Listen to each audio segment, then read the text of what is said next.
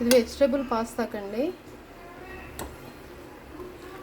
Pasta vegetables ఏముంటాయి అవి మొత్తం capsicum, cauliflower, cabbage, carrot, beans మొత్తం అన్నీ కలిపి బాయిల్ చేయాలి.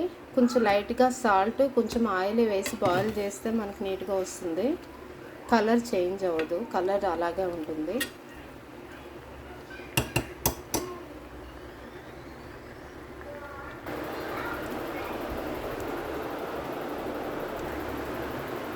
ఇందులో కొంచెం షుగర్ వేయాలండి. షుగర్ వేసామనుకోండి లైట్గా ఒక హాఫ్ స్పూన్ వేస్తే సరిపోతుంది.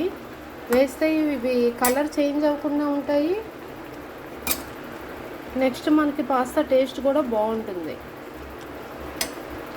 రెస్టారెంట్ స్టైల్లో వస్తుంది అన్నమాట. ఒక్కసారి ట్రై చేయండి అలాగా.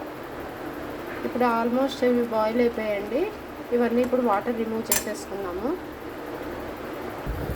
ఇప్పుడు మళ్ళీ తవా పెట్టుకుని అందులో 2 స్పూన్లు గీ యాడ్ చేసుకోవాలండి.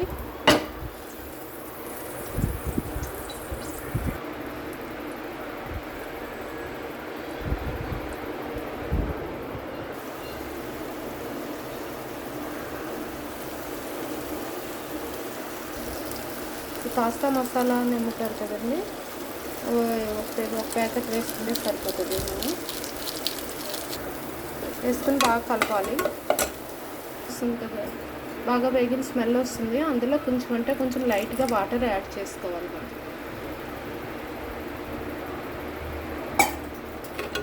ఇది పాస్తా కన్నిటికి పట్టడానికండి, అందుకని ఇది లైట్గా మనం యాడ్ చేసుకున్నాం అనుకోండి వాటరు.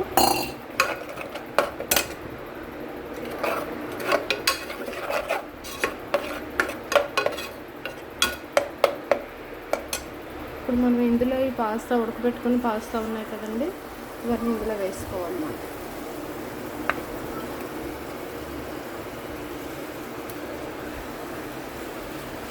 వేసుకుని ఇలా కలుపుకోవాలండి.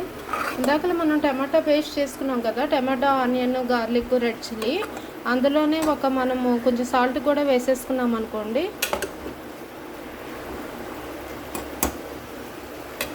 ఇప్పుడు మళ్ళీ యాడ్ చేయక్కర్లేదు, అప్పుడు యాడ్ చేసాం కనుక ఇంక సరిపోతుంది. ఇది బాగా కొంచెం వేగనిచ్చేసి చాలా కలర్ఫుల్గా ఉంటుంది, చాలా టేస్టీగా ఉంటుందండి. మీరు ఇంకో చిన్న మెథడ్ యాడ్ చేయాలి. ఇందులో మనకి ఆరిగానో సీజనింగ్ ప్యాకెట్స్ వస్తాయి కదా, అది కూడా ఒక ప్యాకెట్ యాడ్ చేసుకుంటే ఇప్పుడు టేస్ట్ చాలా బాగుంటుంది. ఒకసారి ట్రై చేయండి.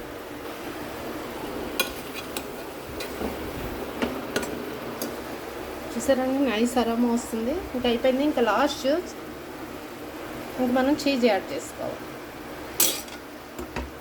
చీజ్ యాడ్ చేసుకొని కలిపేసి ఒక్కసారి కలిపేసి తీసేస్తే సరిపోతుందండి. చూసారు కదండి, అయిపోయింది. ఇప్పుడు ఇది బౌల్లోకి తీసుకుని సర్వ్ చేసుకోవడం. చూసారండి, చాలా కలర్ఫుల్గా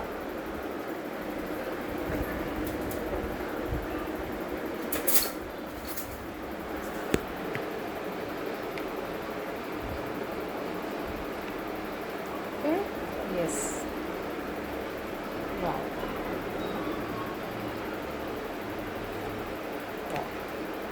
కొంచెం మీకు ఏమైనా స్వీట్ ఎక్స్ట్రా కావాలి అంటే కనుక మనం టమాటా కెచప్ యాడ్ చేసుకోవచ్చు, లేదంటే మీరు ఇలాగే తినవచ్చు. బాగుంటే కనుక